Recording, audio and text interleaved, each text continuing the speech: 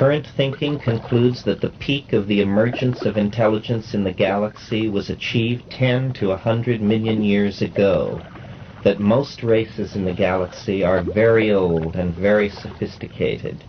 We cannot expect such races to appear with a trumpet blast over every city on Earth. Such an entry into history is tantamount to crashing into someone's house completely unannounced, hardly the sort of thing that one would expect from a subtle and ancient galactic civilization.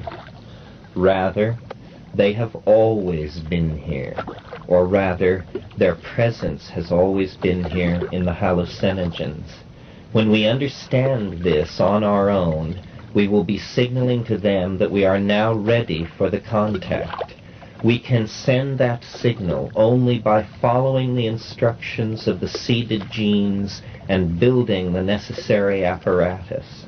When that is done, somewhere in the galaxy, lights will flash the message that yet another of the millions upon millions of seeded planets in the galaxy has achieved the threshold of galactic citizenship.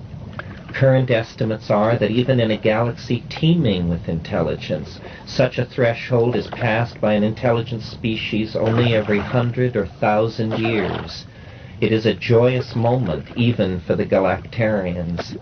If such a speculation has any validity at all, then its very articulation signifies the final moment of the pre-contact phase, and signifies also the pressing need to attempt to explore the psilocybin trance and to understand the role that Stropharia cubensis is playing in the psychology of the human species.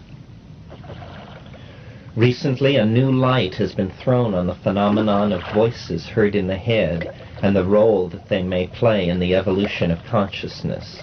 Julian Jaynes of Princeton has written a most provocative book, The Origin of Consciousness in the Breakdown of the Bicameral Mind. Jaynes uses 445 pages to lay out his ideas concerning the role that hallucinations, especially audio hallucinations, have played in the structuring of mind. Briefly, Jaynes believes that until the time of roughly the Iliad, around 1400 BC, nothing at all like modern ego-centered and individuated consciousness existed. Instead, he argues that people behaved like automata or social insects, unconsciously going about the tasks of the hive. Only in moments of great stress and personal danger was this regimen broken.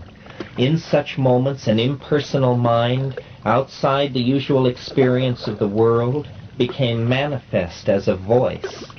According to Jaynes' theory, such voices were the guiding lights of human society, perhaps for millennia, whether they were understood to be the voice of an absent but living king, or a dead king, an omnipresent god, or a personal deity.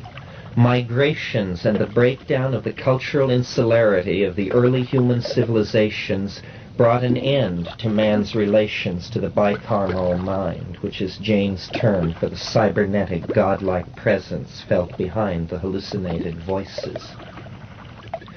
Selective pressures and social prejudice against having a relationship with the bicameral mind in a modern context have made hearing voices into a mystical phenomenon or a serious mental aberration. In any case, something very rare. The interested reader should study Jaynes' case carefully, although his book is exasperating, since in a treatise on the role of hallucinations in human history, he fails to offer any serious discussion of hallucinogenic plant use at all. This is a serious failing, especially if the effect triggered by psilocybin is not, as I have suggested, a contact with an intelligence entirely distinct from ourselves. Jaynes' theory opens up the possibility that psilocybin returns one to rapport with the personified other in a way that duplicates on some level the state of mind that was characteristic of early human civilizations. It is reasonable to suggest that a voice in the head, interpreted by ancient man as a god, might be interpreted by a naive modern person as a telepathic contact with extraterrestrials. Whatever facts may eventually be known, psilocybin offers a tool that allows direct experience of this voice that explains all things, this logos of the other.